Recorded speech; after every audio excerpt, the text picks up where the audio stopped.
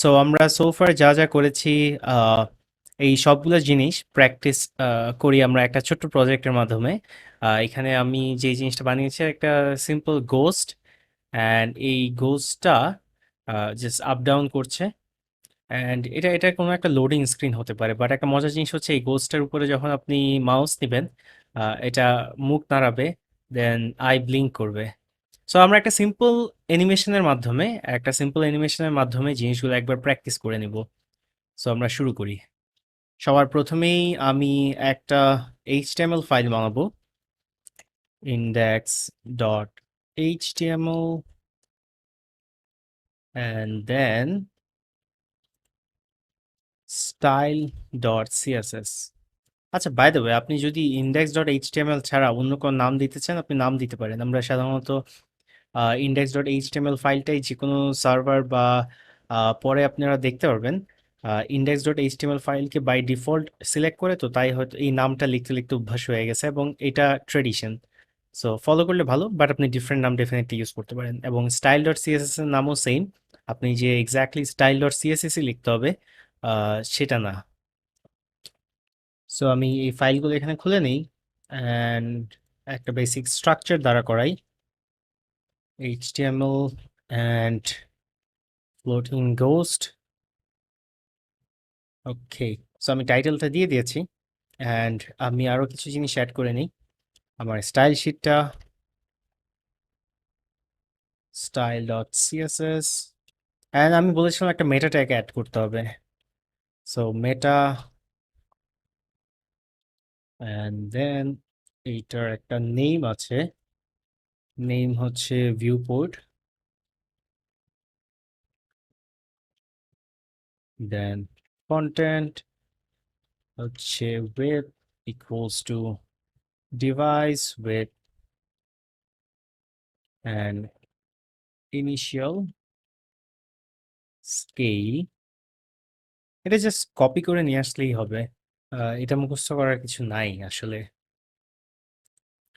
So আমার এইটুকু ডান, and আমি যদি এটা ওপেন করি আপনারা দেখতে পারবেন একটা ব্ল্যাঙ্ক পেজ চলে আসছে। আমি এটা জাস্ট পাশে রাখি রেফারেন্সের জন্য।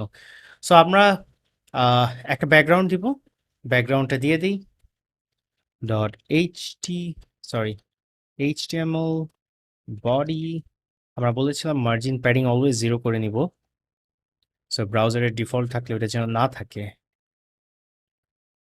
মার্জিন প্যাডিং 0, ব্যাকগ্রাউন্ড কালার, এই ব্যাকগ্রাউন্ড কালারটা কি এটা জানতে হবে এক্স্যাক্টলি।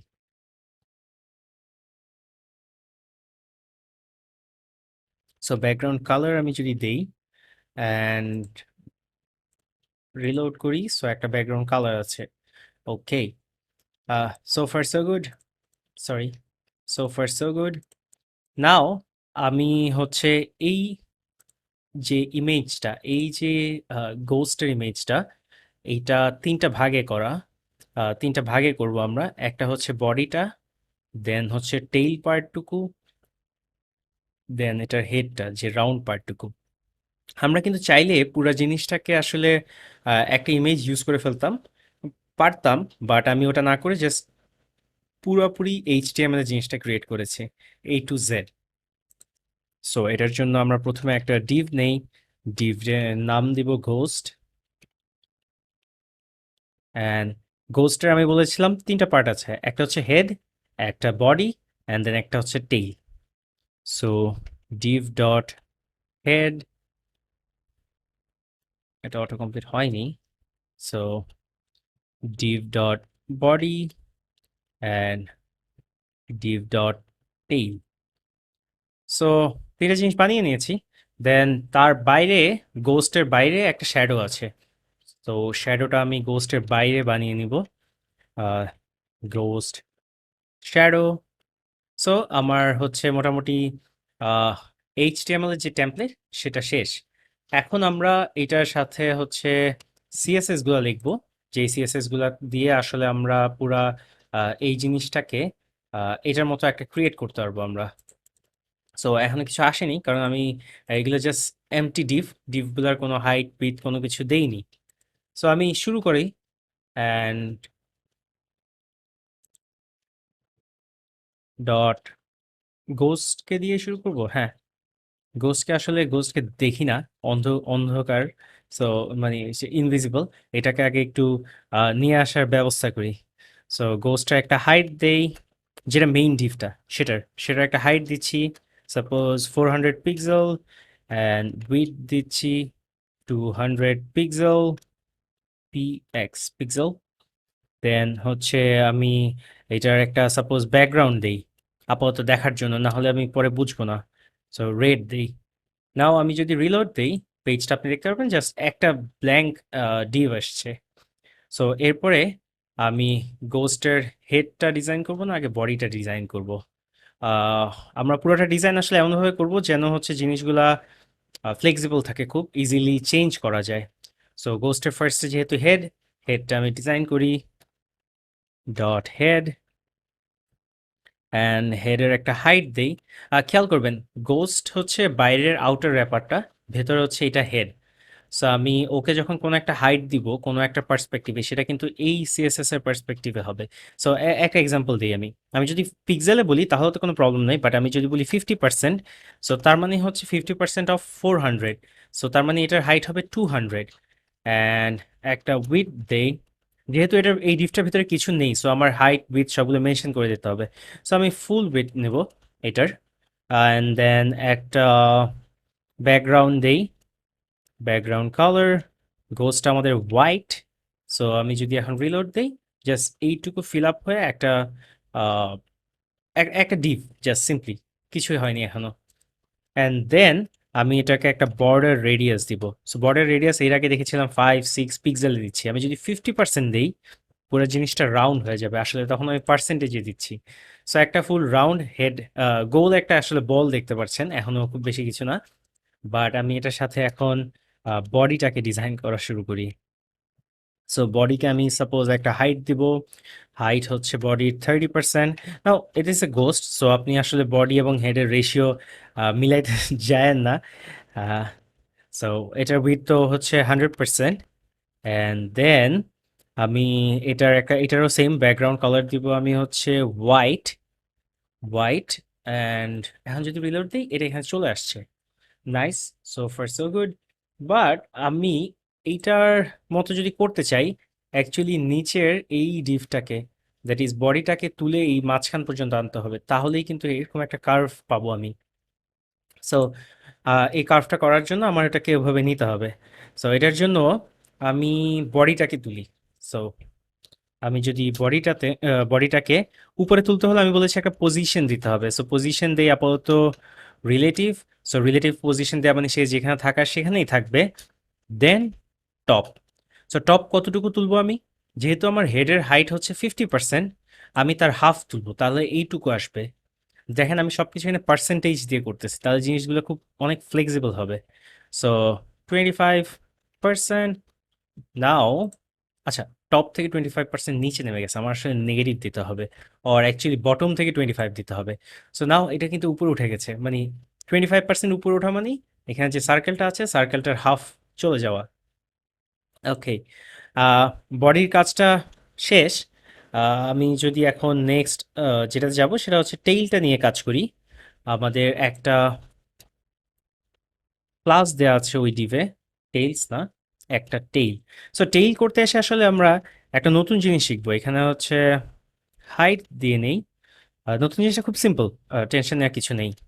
20%, অ্যান্ড উইথ হচ্ছে 100%। দেন এটার পজিশনও রিলেটিভ দিতে হবে, কারণ হচ্ছে আমি যদি পজিশন রিলেটিভ না দেই, আমি দেখাই কি প্রবলেম হবে। ব্যাকগ্রাউন্ড কালার হোয়াইট, এটা কিন্তু তার যেখানে পজিশন থাকার কথা সেখানেই আছে। সো আমাকে যেহেতু এটা তুলেছি, এটাকেও তুলতে হবে।